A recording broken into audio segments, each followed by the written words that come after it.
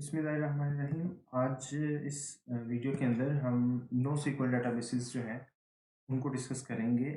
इस वीडियो के अंदर और नेक्स्ट वीडियो के अंदर हम NoSQL डेटाबेसेस जो हैं उनको डिस्कस करेंगे। अभी तक हम जो डेटाबेसेस और उसकी एग्जांपल्स डिफरेंट देखते आ रहे हैं, वो सारी की सारी एग्जांपल्स जो हैं वो ट्रेडिशनल जो डेटाबेसेस हैं, जो मोस्टली किसी ऑर्गेनाइजेशन के अंदर एक एवरेज लेवल के डेटाबेस को हैंडल करने के लिए यूज़ होती हैं, ठीक है?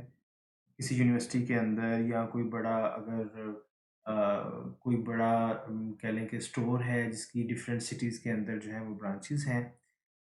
इस किस्म के जो डेटाबेसेस हैं जिसके अंदर या बैंक्स के अंदर जो डेटाबेसेस यूज़ होते हैं, इस किस्म की जो रिक्वायरमेंट्स हैं, उसके लिए जो अभी तक हमने रिलेशनल मॉडल देखा और जो हमने डेटाबेस की डिफरेंट एग्ज़ाम्पल्स देखी हैं, वो सारे के सारे सूटेबल हैं इस तरह की एप्लीकेशंस के लिए। लेकिन जब बात आती है ह्यूज डेटा सेट्स की, जैसे कि फ़ेसबुक है या ट्विटर है या यूट्यूब है, ठीक है, लिंक्डइन है, इस तरह की जो बड़ी-बड़ी ऑर्गनाइज़ेशंस हैं, उनके पास जो डाटा स्टोर होता है, वो डाटा जो है वो इतना ह्यूज अमाउंट में होता है कि उस डाटा को प्रोसेस करने के लिए एक डिफरेंट मॉडल की ज़रूरत है। क्योंकि एग्जिस्टिंग जो मॉडल है उस मॉडल के अंदर या जो रिलेशनल मॉडल है उसके अंदर जो कंकरेंसी कंट्रोल और कंसिस्टेंसी इस किस्म की चीज़ों के लिए जो है वो हर प्रोसेस में बहुत ज़्यादा कॉस्ट जो है वो रिक्वायर्ड होती है। लेकिन ये जो हाई परफॉर्मेंस और ये बिग डाटा वाले जो सिस्टम्स हैं, जो मैंने अभी आपको एग्जांपल्स दी हैं, सोशल मीडिया की साइट्स हैं, इनमें सबसे ज़्यादा फोकस होता है परफॉर्मेंस पे। तो परफॉर्मेंस के लिए कुछ चीज़ों को फिर कंप्रोमाइज़ जो है वो करना पड़ता है। NoSQL जो है वो एक ऐसी टेक्नोलॉजी है जिस पे एक ऐसा आइडिया आप समझ लें कि जिस पे काफ़ी ज़्यादा डेटाबेसेस जो हैं हम बेस करते हैं। NoSQL stands for not only SQL, ठीक है? NoSQL का ये मतलब हरगिज़ नहीं है कि सीक्वल जो है उसको नो हम कह रहे हैं, बल्कि इट मीन्स कि नॉट ओनली सीक्वल, बल्कि कुछ एडिशनल जो है हम वो भी जो है वो यूज़ करेंगे। SQL systems offer many features not everyone will use and restrictive, ठीक है? तो सीक्वल सिस्टम्स जो हैं, जो डेटाबेस सिस्टम्स हैं, उनमें बहुत सारे फीचर्स हैं, लेकिन वो बहुत सारे फीचर्स जो हैं, वो यूज़ भी नहीं होते, ठीक है? कुछ चंद एक फीचर्स की ज़रूरत होती है बिग डाटा के अंदर और उसमें परफॉर्मेंस बहुत मैटर करती है। इसलिए उसमें नो सीक्वल सिस्टम्स जो हैं, वो प्रेफ़र किए जाते हैं। और NoSQL सिस्टम्स जो हैं they are basically distributed databases, ठीक है? या हम ये भी कह सकते हैं कि वो डिस्ट्रीब्यूटेड स्टोरेज सिस्टम्स होते हैं। और उसका जो फोकस होता है वो सेमी स्ट्रक्चर्ड डाटा स्टोरेज पे होता है। हाई परफॉर्मेंस जो है उसका सबसे मेन फोकस होता है, अवेलेबिलिटी होता है, डाटा रेप्लिकेशन होता है और स्केलेबिलिटी होता है, ठीक है? तो ये जो टर्म्स हैं, high performance, availability, data replication, scalability, इनको हम डिस्कस भी करेंगे और देखेंगे कि किस तरह से NoSQL जो है वो ये जो कैरेक्टरिस्टिक्स है इनको किस तरह से अचीव करता है। इस NoSQL के हवाले से इस बात को ज़हन में रखें कि NoSQL सिस्टम्स जो हैं ये बिग डाटा स्टोरेज पे जो है वो फ़ोकस्ड होते हैं और टिपिकली जो इसकी एप्लीकेशंस हैं वो NoSQL की उसमें सोशल मीडिया की डिफरेंट एप्लीकेशंस आ जाती हैं जिसमें बहुत फ़ास्ट स्पीड के अंदर जो है वो डाटा आ रहा है। बहुत क्विकली जो है वो पर सेकंड अगर आप देखें, कोई स्टैटिस्टिक्स देखें ट्विटर के या फ़ेसबुक पे तो उसमें मिलियंस की तादाद में जो है वो स्टेटस मैसेजेस और फ़ोटोज़ और इस तरह से डिफरेंट शेयरिंग्स जो है वो हो रही होती हैं। इसी तरह से वेब लिंक्स हैं, यूज़र प्रोफाइल्स हैं, मार्केटिंग और सेल्स हैं, पोस्ट्स और ट्वीट्स हैं, रोड मैप्स हैं और स्पेशियल डाटा है। गूगल मैप का आप देख लें कि गूगल मैप पे कितनी जो है कितना क्विकली जो है वो उस पे डाटा उसका यूज़ हो रहा है या उस पे डाटा शेयर किया जा रहा है। इसी तरह से ईमेल्स भी हैं, क्योंकि ईमेल्स भी जो हैं वो बहुत ज़्यादा क्विकली जो है वो डाटा उसमें ऐड होता रहता है। तो ये सारे के सारे जो सिस्टम्स हैं, इन सारे के सारे सिस्टम्स को नो सीक्वल बेस्ड डेटाबेसेस जो हैं वो सपोर्ट करते हैं, क्योंकि इनमें परफॉर्मेंस की रिक्वायरमेंट और अवेलेबिलिटी की रिक्वायरमेंट जो है वो बहुत क्रिटिकल होती है। जो नो सीक्वल सिस्टम्स हैं वो डिफरेंट ऑर्गेनाइजेशंस ने अपने अपने हम ये कह सकते हैं कि टेक्नोलॉजीज डेवलप की ओवर द टाइम। जब उन्होंने देखा कि ट्रेडिशनल जो डेटाबेसेस हैं वो छोटी ऑर्गेनाइजेशंस के लिए तो बहुत अच्छे हैं, बैंक्स के लिए भी अच्छे हैं, मतलब लेकिन जिस जहाँ पे डाटा बहुत स्पीड के साथ ग्रो कर रहे हैं, जैसे गूगल है, तो गूगल या हो गया या अमेज़न हो गया या इस किस्म की जो बड़ी ऑर्गेनाइजेशंस हैं जिनमें डाटा बहुत क्विकली जो है वो वॉल्यूम उसका इंक्रीज़ कर रहा है, वहाँ पे जो है वो उन्होंने अपने-अपने प्रोप्राइटरी या ओपन सोर्स टूल्स जो हैं वो डेवलप करना शुरू कर दिए। जैसे कि गूगल ने जो है वो बिग टेबल के नाम से एक NoSQL सिस्टम जो है वो डेवलप किया, जिसे कि हम कॉलम बेस्ड या वाइड कॉलम स्टोर भी कहते हैं, ठीक है? इसकी डिटेल्स हम देखेंगे, लेकिन अभी हम जस्ट थोड़ा-थोड़ा इसको शॉर्ट रिव्यू कर रहे हैं। इसी तरह से डायनामोडीबी है जो कि अमेज़न ने डेवलप किया, जो कि की वैल्यू डाटा स्टोर है। इसी तरह से कैसेंड्रा है जो कि फेसबुक ने डेवलप किया। ये जो सिस्टम है ये बोथ की वैल्यू स्टोर और कॉलम बेस्ड सिस्टम, यानी कि ये बिग टेबल और डायनामोडीबी दोनों की कैरेक्टरिस्टिक्स को यूज़ करके जो है फेसबुक ने डेवलप किया। तो आप देख सकते हैं कि ट्रेडिशनल अगर आप डेटाबेसेस की बात करें तो ट्रेडिशनल डेटाबेस इन ऑर्गेनाइजेशंस में यूज़ नहीं होते। ठीक है? इसी तरह से कुछ और NoSQL सिस्टम्स भी अवेलेबल हैं जिनका अक्सर आप नाम सुनते हैं, जैसे कि मोंगोडीबी है, काउचडीबी है, ठीक है? ये डॉक्यूमेंट स्टोर्स हैं।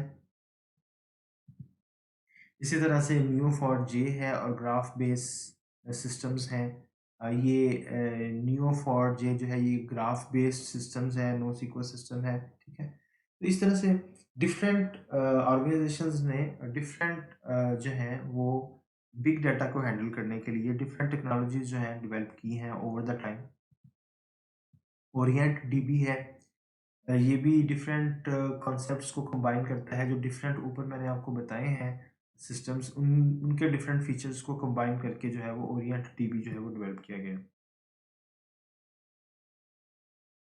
इसी तरह से डेटाबेसेस जो है वो ऑब्जेक्ट मॉडल या नेटिव एक्सएमएल मॉडल पे भी बेस करते हैं, ठीक है? ऑब्जेक्ट मॉडल या नेटिव एक्सएमएल मॉडल का ये मतलब है कि जैसे ऑब्जेक्ट ओरिएंटेड के अंदर आपने देखा कि अगर आपने ऑब्जेक्ट ओरिएंटेड का सब्जेक्ट पढ़ा हो कि ऑब्जेक्ट्स की फॉर्म में सारी की सारी जो इंफॉर्मेशन है उसको रिप्रेजेंट किया जाता है और फिर प्रोसेस किया जाता है। तो जो ऑब्जेक्ट मॉडल है उसमें डेटाबेसेस के अंदर पूरे के पूरे ऑब्जेक्ट्स जो हैं वो स्टोर किए जा सकते हैं, या उसके लिए नेटिव एक्सएमएल मॉडल जो है वो भी यूज़ किया जा सकता है।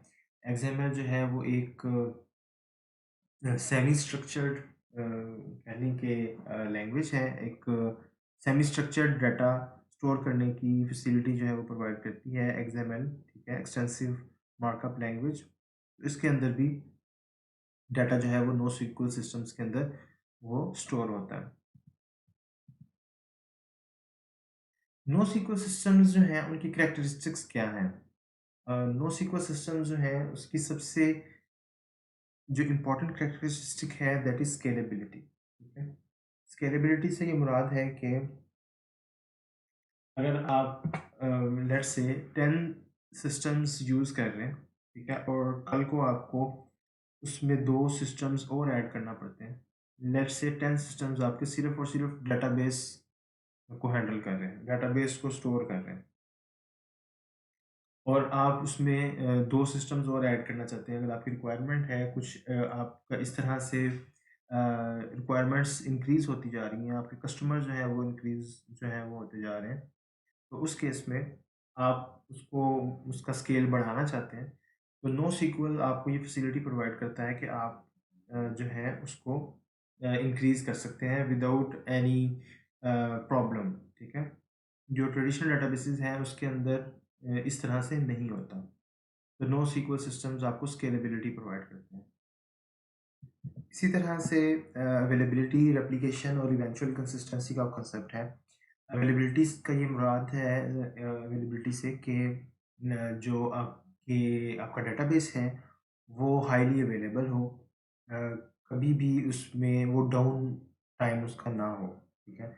रेप्लिकेशन, जहाँ पे अवेलेबिलिटी की बात आती है वहीं पे रेप्लिकेशन की बात भी आती है कि आप अगर एक सिस्टम मल्टीपल सिस्टम जो है वो स्टोरेज के लिए यूज़ कर रहे हैं या डेटाबेस के लिए यूज़ कर रहे हैं, तो उस डाटा की कॉपीज़ को आप मल्टीपल जो सिस्टम्स हैं उस पे रखें, ताकि अगर एक इन केस एक सिस्टम जो है वो आप उसमें सिस्टम फेलियर हो जाता है, तो उस केस में डाटा जो है वो स्टिल एक्सेसिबल हो, ठीक है? तो यहाँ पे देखें, ये काफ़ी इस हवाले से डिफरेंट है जो हम पहले डेटाबेस सिस्टम्स देखते आ रहे हैं, जिसके अंदर हमारी ये कोशिश होती है कि हम डाटा रिडंडेंसी को ख़त्म करें। लेकिन NoSQL सिस्टम्स के अंदर ऑब्जेक्टिव ही ये होता है कि किस तरीके से हम डाटा को रेप्लिकेट करें, रेप्लिकेशन उसकी करें ताकि वो मल्टीपल जगह पे उसकी कॉपीज़ पड़ी हों। अगर एक सिस्टम किसी भी वजह से डाउन होता है, तो दूसरे सिस्टम से वो डाटा जो है वो एक्सेस किया जा सके। इसी तरह से इवेंचुअल कंसिस्टेंसी जो है, जो डेटाबेसेस हम पहले रिलेशनल डेटाबेसेस देखते आए हैं या जिसमें आपने अपना काम कर रहे हैं आप लोग, उसमें इवेंचुअल कंसिस्टेंसी उसमें कंसिस्टेंसी की बड़ी इंपॉर्टेंस होती है कि जो भी कंस्ट्रेंट्स अप्लाई हो रहे हैं, उन कंस्ट्रेंट्स की बेस पे ही डाटा जो है वो स्टोर हो डेटाबेस के अंदर। लेकिन नो सीक्वल सिस्टम इस हवाले से डिफरेंट है कि NoSQL systems eventual consistency जो है उसको अचीव करते हैं। किस तरह से? कि उस टाइम पे जब डाटा रीड होता है, राइट होता है एक्चुअली, उस वक़्त ज़रूरी नहीं होता कि जहाँ-जहाँ पे वो रेप्लिकेट हो रहा है, उन सब जगहों पे उसको अपडेट कर दिया जाए। ठीक है? तो ज़रूरी नहीं है कि आपको हर दफ़ा जो है वो डाटा अपडेटेड मिले, ठीक है? यानी लेटेस्ट टाइम स्टैम्प का हो, ठीक है? तो लेकिन अल्टीमेटली क्या होता है कि डाटा जो है सारी नोड्स के अंदर अपडेट हो जाता है, लेकिन फ़ौरन नहीं होता, लेकिन इवेंचुअली जो है वो हो जाता है। इसे हम कहते हैं इवेंचुअल कंसिस्टेंसी। इसी तरह से फिर क्योंकि रेप्लिकेशन जो है वो इन NoSQL सिस्टम्स की एक ख़ुसूसियत है, तो इसमें फिर डिफरेंट रेप्लिकेशन मॉडल्स जो हैं वो एग्ज़िस्ट करते हैं। जैसे मास्टर स्लेव है या मास्टर मास्टर है। मास्टर स्लेव के अंदर क्या होता है कि एक नोड जो है वो मास्टर का रोल जो है वो प्ले कर रही होती है, और बाकी सारी की सारी जो नोड्स हैं, जो बाकी सारे के सारे जो सिस्टम्स हैं वो स्लेव का रोल उसमें प्ले करते हैं। तो मास्टर नोड जो है वो एक्चुअली सारे के सारे स्लेव्स को मैनेज कर रही होती है। दूसरी तरफ जो है वो मास्टर मास्टर रेप्लिकेशन मॉडल है, जिसमें सारे के सारे जो सिस्टम्स हैं वो उन पे इक्वल जो है वो रेप्लिकेशन हो रही होती है। यानी कहीं पे ये नहीं होता कि एक सिस्टम बाकी सिस्टम्स को मैनेज कर रहे हैं, बल्कि सारे सिस्टम जो हैं वो इंडिपेंडेंटली जो है वो डाटा को स्टोर भी कर रहे हैं और उसको रेप्लिकेशन भी उसकी करते हैं। इसी तरह से शार्डिंग ऑफ फाइल्स है। शार्डिंग ऑफ फाइल्स से ये मुराद है कि फाइल्स जो हैं उनकी हॉरिज़ॉन्टल पार्टीशनिंग जो है वो की जाए। यानी कि एक फ़ाइल जो है अगर वो बहुत बड़ी है या कोई टेबल है डेटाबेस का, अगर आप उस कॉन्टेक्स्ट में सोचें जैसे हम पहले देखते आ रहे हैं, तो जैसे टेबल्स होते हैं यहाँ पे फाइल्स का कॉन्सेप्ट है। तो फाइल अगर कोई बहुत बड़ी है तो उसको वो इस तरह से उसको हॉरिज़ॉन्टली पार्टीशन किया जाए कि वो मल्टीपल नोड्स के अंदर जो है वो उसको स्टोर किया जा सके, ठीक है? और इसी तरह से हाई परफॉर्मेंस डाटा एक्सेस। तो ये सारी की सारी कुछ करैक्टरिस्टिक्स हैं जो कि डिफरेंशिएट करती हैं सीक्वल सिस्टम्स जो हम पहले देखते आ रहे हैं उनसे नो सीक्वल सिस्टम्स को, जो कि अभी हम इस वीडियो के अंदर जो है वो डिस्कस कर रहे हैं। तो ये कुछ करैक्टरिस्टिक्स हैं नो सीक्वल सिस्टम्स की। इसमें कुछ और करैक्टरिस्टिक्स हैं जो कि डाटा मॉडल्स के रिलेटेड हैं या क्वेरी लैंग्वेजेस के रिलेटेड हैं। नो सीक्वल सिस्टम जो है उनकी एक खसूसियत ये है कि उसमें स्कीमा जो है वो रिक्वायर्ड नहीं होता। यानी कि आप इस तरह से समझ लें कि ये काफ़ी डिफरेंट है जो डेटाबेस मैनेजमेंट सिस्टम्स हम पहले देखते आ रहे हैं, जिसमें हम कहते हैं कि नहीं, पहले जो है हम स्कीमा कंप्लीट बनाएंगे क्रिएट टेबल की स्टेटमेंट्स को यूज़ करके, या जितने भी कंस्ट्रेंट्स हैं वो सारे के सारे हम यूज़ अप्लाई करेंगे उसके ऊपर। उसके बाद हम डाटा इंसर्शन करेंगे। लेकिन नो सीक्वल सिस्टम जो है ऑन द कॉन्ट्रेरी ये कहता है कि स्कीमा जो है वो रिक्वायर्ड नहीं है, ठीक है? इसी तरह से दूसरी जो इसमें इम्पोर्टेंट चीज़ है वो है कि क्यूरी लैंग्वेजेस जो हैं, जैसे सीक्वल को हमने देखा है। पहले जो डेटाबेस सिस्टम्स हमने डिस्कस किए हैं, रिलेशनल डेटाबेस मॉडल जो डिस्कस किया है उसके अंदर सीक्वल जो है वो काफ़ी पावरफुल क्यूरी लैंग्वेज है, जिसमें हम टेबल्स को जॉइंस भी लगाते हैं, डिफरेंट तरह के उस पे एग्रीगेशन फंक्शंस भी अप्लाई करते हैं। लेकिन नो सीक्वल सिस्टम्स के अंदर जो है वो क्यूरी लैंग्वेजेस इतनी पावरफुल नहीं होती, सिंपल ऑपरेशंस होते हैं और काफ़ी फास्ट होते हैं, ठीक है? तो फोकस हो इस चीज़ पे है कि फास्ट जो है वो रिट्रीवल हो, ना कि इस चीज़ पे कि काफ़ी एक्सटेंसिव लैंग्वेज को बनाया जाए, क्यूरी लैंग्वेज को, ठीक है? तो फिर होता क्या है कि डाटा जब रिट्रीव कर लिया जाता है नो सीक्वल सिस्टम्स में से, तो फिर एप्लीकेशन लेवल पे या प्रोग्रामिंग लैंग्वेज के लेवल पे, जहाँ पे आप पीएचपी के अंदर या पाइथन के अंदर जिस भी लैंग्वेज के अंदर आप काम कर रहे हैं, वहाँ पे आप जॉइंस और इस किस्म की जो भी आपने प्रोसेसिंग करनी होती है वो वहाँ पे आप करते हैं और फिर आप यूज़र को जो रिजल्ट्स हैं वो डिस्प्ले करते हैं। फाइनली वर्जनिंग बहुत इंपॉर्टेंट है। वर्जनिंग से ये मुराद है कि जो भी डाटा नो सीक्वल सिस्टम्स के अंदर आएगा उस पे एक टाइम स्टैम्प होगी, ठीक है? इसकी ज़रूरत इसलिए भी है कि क्योंकि डिस्ट्रीब्यूटेड होता है NoSQL सिस्टम और रेप्लिकेशन होती है, डिफरेंट कॉपीज़ जो हैं वो सेम डाटा की डिफरेंट जगह पे पड़ी होती हैं। तो वर्जनिंग से ये फ़ायदा होता है कि एक डाटा का जब नया वर्जन आता है, एक नई रो इंसर्ट होती है या एक रिकॉर्ड अपडेट होता है एक्चुअली, तो उस रिकॉर्ड के डिफरेंट वर्जन्स जो है ना वो भी NoSQL सिस्टम मेंटेन कर रहा होता है कि पहले ये वर्जन था, अब ये वर्जन आ गया। इस फैसिलिटी को यूज़ करते हुए वो बाकी जो नोड्स हैं, बाकी जो सिस्टम्स हैं जहाँ पे वो सेम डाटा की कॉपी पड़ी हुई है, उसको जो है वो अपडेट करता है, ठीक है? और ज़रूरी नहीं है कि वो फौरी जब एक नोड के अंदर डाटा अपडेट हो, उसी वक़्त जो है वो बाकी नोड्स के अंदर भी अपडेट हो जाए। हो सकता है कि किसी और किसी और ऑपरेशन के साथ एसोसिएटेड हो और वर्जनिंग उस टाइम पे जो है वो सारी जो सिस्टम्स हैं, सारे जो कॉपीज़ हैं एक ही डाटा की, एक रो जो एक्चुअली है, वो उस वक़्त जो है वो अपडेट हो। अच्छा, कैटेगरीज़ जो हैं NoSQL सिस्टम्स की, इनको ब्रॉडली जो है वो डॉक्यूमेंट बेस्ड NoSQL सिस्टम्स में क्लासिफ़ाई किया जा सकता है। की वैल्यू स्टोर्स हो सकते हैं, कॉलम बेस्ड या वाइड कॉलम NoSQL सिस्टम्स होते हैं, ग्राफ बेस्ड NoSQL सिस्टम्स होते हैं, हाइब्रिड NoSQL सिस्टम्स होते हैं जिसमें ऊपर वाले मल्टीपल जो कैटेगरीज़ हैं वो यूज़ की जाती हैं, और फिर ऑब्जेक्ट डेटाबेसेस हैं और फाइनली एक्सएमएल डेटाबेसेस हैं। इसमें से फर्स्ट कैटेगरी है, इसको हम इस वीडियो के अंदर डिस्कस करेंगे, बाकी जो कैटेगरीज़ हैं उनको हम नेक्स्ट वीडियो के अंदर जो है वो डिस्कस करेंगे। जो नो सीक्वल सिस्टम्स हैं ये कैप थ्योरम जो है उसको फॉलो करते हैं, ठीक है? कैप थ्योरम जो है उसमें वेरियस लेवल्स ऑफ कंसिस्टेंसी को पहले आपको समझने की ज़रूरत है। जो रेप्लिकेटेड डाटा आइटम्स हैं उसमें डिफरेंट कंसिस्टेंसी लेवल्स जो हैं वो हो सकते हैं, ठीक है? Enforcing serialisability the strongest form of consistency, ठीक है? यानी कि जब आप डाटा स्टोर कर रहे हों, जैसे कि डेटाबेसेस के अंदर हमने पहले देखा, सीक्वल सिस्टम्स के अंदर या जो पहले हमने डेटाबेस मैनेजमेंट सिस्टम्स देखे, रिलेशनल सिस्टम्स, उसके अंदर जैसे ही डाटा स्टोर हो रहा होता है, जब सीरियलाइजेबिलिटी होती है उसकी, तो उसी वक़्त अगर आप इन्फोर्स करते हैं कंसिस्टेंसी को, तो ये स्ट्रॉन्गेस्ट फॉर्म है कंसिस्टेंसी की, ठीक है? इसमें प्रॉब्लम क्या होती है कि इसमें हाई ओवरहेड होता है, ठीक है?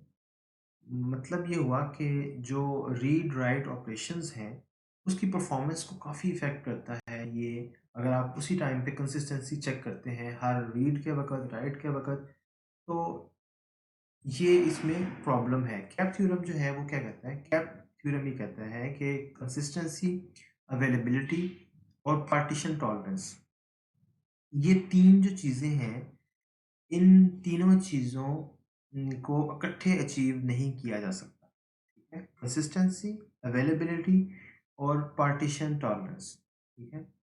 तो डिस्ट्रीब्यूटेड सिस्टम जिसमें डाटा रेप्लिकेशन है, उसके अंदर इन तीनों को इकट्ठे जो है वो अचीव नहीं किया जा सकता, तो बेहतर है कि हम कोई सी 2 चीज़ों को जो है वो अचीव कर लें, और तीसरी जो है उसको फिर हम बाद में जो है वो कर लें, इसको कवर कर लें। यानी कि अवेलेबिलिटी और पार्टीशन टॉलरेंस जो है, उसको अगर हम पहले कर लें, हैंडल इन 2 चीज़ों को, और कंसिस्टेंसी जो है उसको अल्टीमेटली डाटा जो है उसकी कॉपीज़ कंसिस्टेंट हो जाएँ, जिसे हम इवेंचुअल कंसिस्टेंसी भी कह रहे हैं।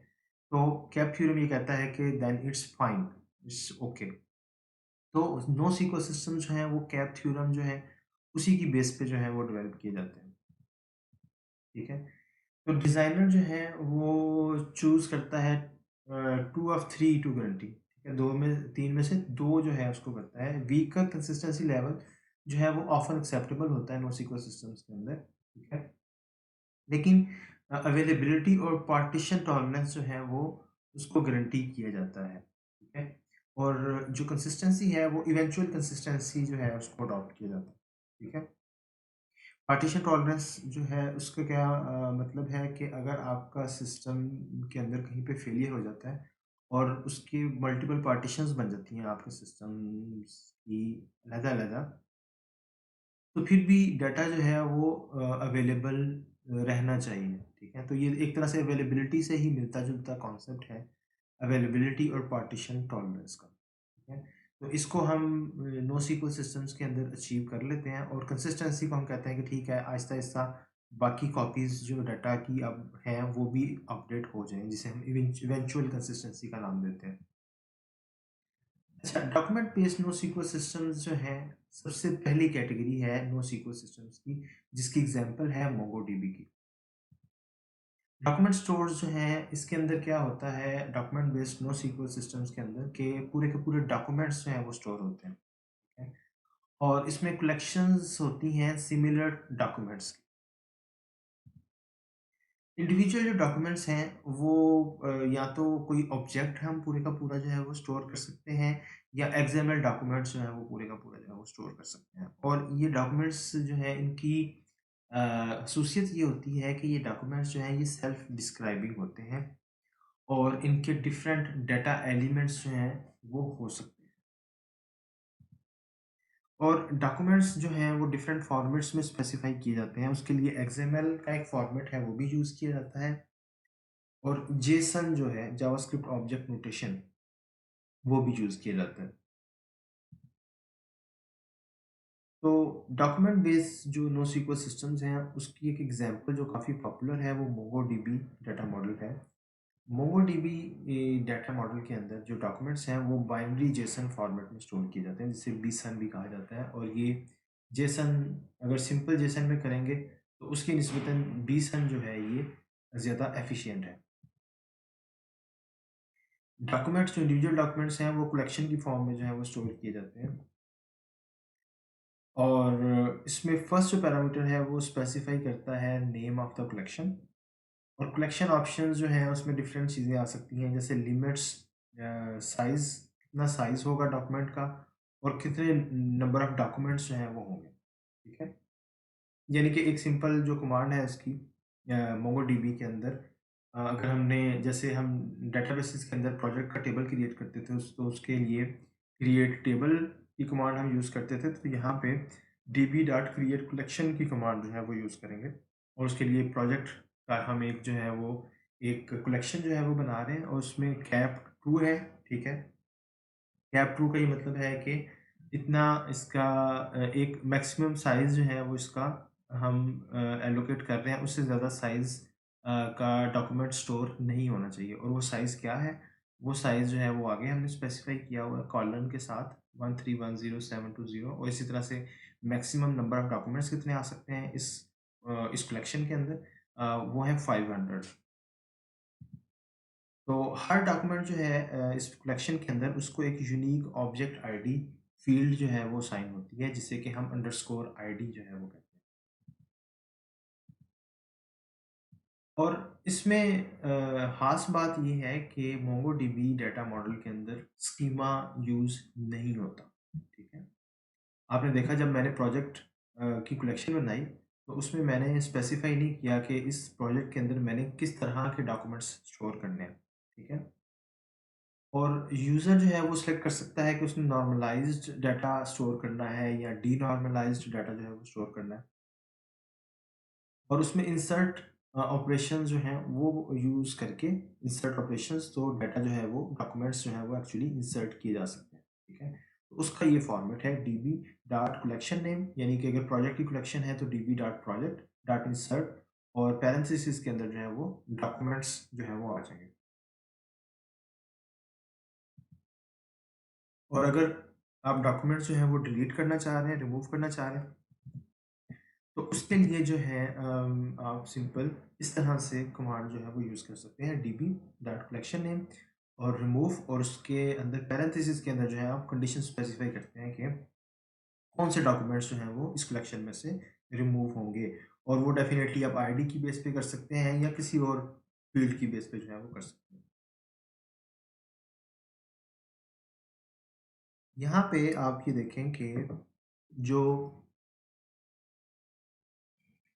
डाटा है वो किस फॉर्म में जो है वो इसमें स्टोर हो सकता है, डॉक्यूमेंट्स जो है वो किस फॉर्म में स्टोर हो सकते हैं। जो पहली एग्जांपल है project document with an array of embedded workers, इसमें आप देखें कि वर्कर्स की इंफॉर्मेशन जो है वो प्रोडक्ट की इंफॉर्मेशन के साथ ही स्टोर हो रही है। ठीक है, वर्कर्स की इंफॉर्मेशन हम ये कह सकते हैं कि एक तरह से एम्बेड हो रही है प्रोजेक्ट की इंफॉर्मेशन के साथ।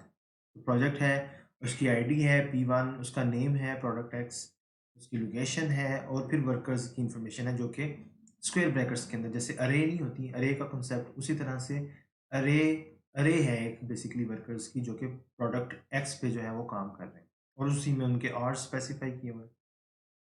दूसरा तरीका ये भी हो सकता है, डॉक्यूमेंट्स स्टोर करते वक्त आप जस्ट वर्कर आईडीज जो हैं वो स्पेसिफाई कर दें, जैसे कि बी के अंदर आपको नज़र आ रहा है, ऑप्शन बी के अंदर वर्कर आईडीज जो हैं वो अलहदा से प्रोजेक्ट के साथ स्पेसिफाई कर दिए गए हैं, और फिर जो वर्कर्स की डिटेल्स हैं वो अलहदा जो हैं वो स्टोर की गई हैं। ठीक है, तो ये डिपेंड कर रहा होता है यूज़र पे, जो एक्चुअली जो डाटा स्टोर कर रहा है, डॉक्यूमेंट को स्टोर कर रहा है, तो वो किस फॉर्म में प्रोडक्ट की इंफॉर्मेशन और उसके साथ जो एसोसिएटेड एम्प्लॉई हैं उनकी इंफॉर्मेशन को स्टोर करेगा। इसी तरह से इस तरह ये भी एक ऑप्शन है।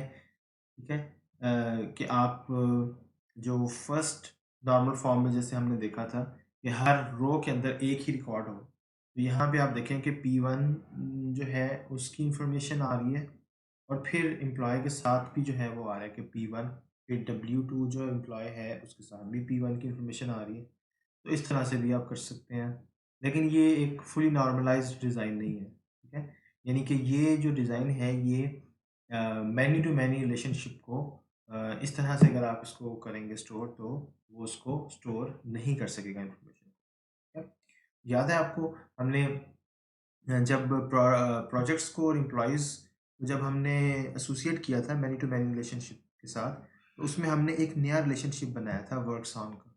ठीक है, तो यहाँ पे भी वही उसी तरह से एक वर्क्स ऑन का जो है रिलेशनशिप वो आपको बनाना पड़ेगा, जिसको यूज़ करते हुए आप जो है मैनी टू मैनी रिलेशनशिप के हवाले से डाटा जो है वो स्टोर कर सकें इस डॉक्यूमेंट के अंदर। फाइनली नीचे आप देखें तो आपको जो है उसमें डाटा इंसर्ट कैसे करना है उसके हवाले से कुछ एग्जांपल्स हैं।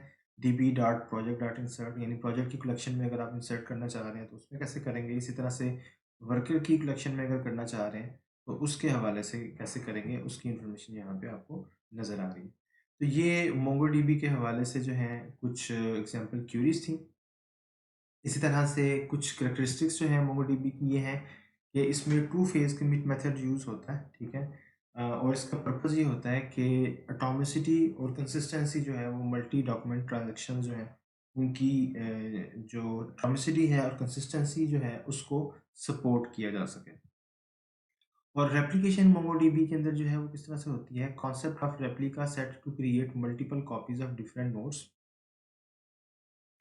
और इसमें एक मास्टर स्लेव जो अप्रोच है उसकी वेरिएशन यूज़ की जाती है ताकि रेप्लिकेशन की जा सके मल्टीपल कॉपीज डिफरेंट नोड्स पे। ठीक है, इसमें एक प्राइमरी कॉपी बनती है, एक सेकेंडरी कॉपी बनती है, और एक आर्बिटर होता है जो कि ये डिफाइन करता है कि ये कॉपी जो है वो प्राइमरी जो है वो कॉपी बनेगी या सेकेंडरी कॉपी बनेगी। जैसे कि ये नीचे स्पेसिफाई भी किया गया है कि arbiter participates in elections to select new primary if needed. ठीक है, तो ये कुछ मोंगोडीबी की जो है वो कैरेक्टरिस्टिक्स हैं, और इसी तरह से जो राइट ऑपरेशंस हैं वो पहले प्राइमरी कॉपी में ही होते हैं और बाद में जो है वो प्रोपोगेट होते हैं सेकेंडरी कॉपीज। और यूज़र जो है वो रीड प्रेफरेंस जो है वो सिलेक्ट कर सकता है, और रीड रिक्वेस्ट जो है वो प्रेफरेंस देने का ये मकसद है कि क्या सिर्फ प्राइमरी जो है कॉपी उधर से रीड करना है या सेकेंडरी कॉपीज जो हैं उनसे भी रीड कर सकते हैं। तो ये यूज़र जो है ये चीज़ जो है ये स्पेसिफाई कर सकता है। शार्डिंग किस तरह से होती है मोंगोडीबी के अंदर? हॉरिजॉन्टल पार्टीशनिंग जो है वो उसको यूज़ किया जाता है ताकि डॉक्यूमेंट्स जो हैं उनको डिसजॉइंट पार्टीशंस में डिवाइड किया जा सके हॉरिजॉन्टली। और इससे फ़ायदा क्या होता है कि जितनी ज़्यादा नोड्स या सिस्टम्स जो हैं वो आप ऐड कर सकते हैं। अगर आपको ज़रूरत है तो बाद में आप और सिस्टम्स भी ऐड कर सकते हैं। और डिफरेंट शार्ड्स जो हैं वो डिफरेंट नोड्स पे स्टोर किए जाते हैं इस तरह से कि लोड बैलेंसिंग जो है उसको अचीव किया जा सके। अ, एक पार्टीशनिंग फ़ील्ड जो है वो यूज़ होती है हर डॉक्यूमेंट के अंदर, हर डॉक्यूमेंट कलेक्शन के अंदर, जैसे कि प्राइमरी की का कांसेप्ट था डेटाबेसेस के अंदर, इसी तरह से मोंगोडीबी के अंदर पार्टीशनिंग फ़ील्ड का कांसेप्ट होता है। और ये इंडेक्स्ड होती है, इंडेक्स्ड इसलिए होती है ताकि इसको फास्टली एक्सेस किया जा सके। इसमें 2 तरह की जो पार्टीशनिंग है वो यूज़ की जाती है। एक रेंज पार्टीशनिंग होती है और एक हैश पार्टीशनिंग होती है। रेंज पार्टीशनिंग जो है उसमें चंक्स जो हैं वो क्रिएट किए जाते हैं किस तरह से एक रेंज स्पेसिफाई करके कि ये जो पार्टीशनिंग फील्ड है इसमें इस रेंज से लेके लेट्स से 1 से लेके 1000 तक या 1 से लेके मिलियन तक जो है वो डाटा इस पार्टीशन में स्टोर होगा, इस उससे अगली रेंज का डाटा दूसरी पार्टीशन में एंड सो ऑन। और इसका फ़ायदा तब होता है अगर आप डाटा भी इस तरह से रिट्रीव करें, आपकी रिक्वायरमेंट ये हो कि डाटा इस तरह से रिट्रीव करना है कि उसमें रेंजेस आपने स्पेसिफाई करनी है। बार-बार आपको ज़रूरत पड़ती है इस तरह के डाटा को रिट्रीव करने की, तो उसके लिए रेंज पार्टीशनिंग जो है वो प्रेफ़रेबल है। इसी तरह से हैश पार्टीशनिंग जो है उसमें क्या होता है कि पार्टीशनिंग होती है based on hash values of each shard की। यानी कि जो पार्टीशनिंग फ़ील्ड है, उसका एक हैश बना लिया जाता है और उस हैशिंग की बेस पे जो है वो उसको डिफरेंट नोड्स के अंदर जो है वो स्टोर किया जाता है। हैश पार्टीशनिंग यूज़फुल होती है इन केस कि आपने अम, एक सिंगल रोज़ को एक्सेस करना हो mostly, in contrast to range partitioning जहाँ पे आपने एक रेंज को बार-बार एक रेंज का डाटा रिट्रीव करना था। ये हैश पार्टीशनिंग जो है वो यूज़ होती है अगर आपने एक-एक रिकॉर्ड जो है वो रिट्रीव करना हो, तो उसके लिए आप हैश पार्टीशनिंग जो है वो यूज़ कर सकते हैं। तो इस लेक्चर के अंदर हमने नोस्क्यूएल सिस्टम्स जो हैं उसको थोड़ा इंट्रो देखा कि बिग डाटा स्टोरेज के लिए यूज़ होते हैं। फिर हम डिफरेंट कंसिस्टेंसी पैटर्न्स देखे कि कंसिस्टेंसी एक सीरियलाइज़ेशन के वक़्त जो कंसिस्टेंसी होती है वो स्ट्रॉन्गेस्ट फॉर्म होती है, और उसके बाद जो लूज़ेस्ट फॉर्म है जो कि नोस्क्यूएल सिस्टम्स के अंदर यूज़ की जाती है, वो इवेंचुअल कंसिस्टेंसी होती है। फिर हमने गैप थ्योरम जो है उसको डिस्कस किया, और हमने डॉक्यूमेंट बेस्ड जो नोस्क्यूएल सिस्टम्स हैं उसकी एक एग्जांपल देखी मोंगोडीबी की फॉर्म में, ठीक है? तो नेक्स्ट वीडियो के अंदर हम बाकी जो हैं इसकी कैटेगरीज, ठीक है, वो डिस्कस करेंगे, जो कि बाकी जो कैटेगरीज हैं की वैल्यू स्टोर्स हैं या इस तरह से बाकी जो वैल्यूज़ हैं उनको हम नेक्स्ट लेक्चर के अंदर जो है वो डिस्कस करेंगे।